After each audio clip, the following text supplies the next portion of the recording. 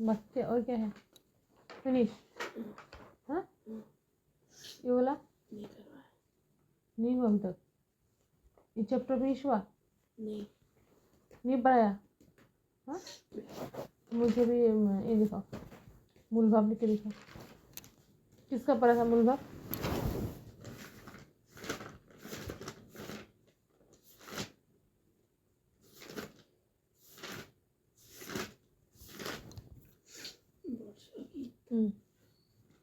पढ़ लो पहले।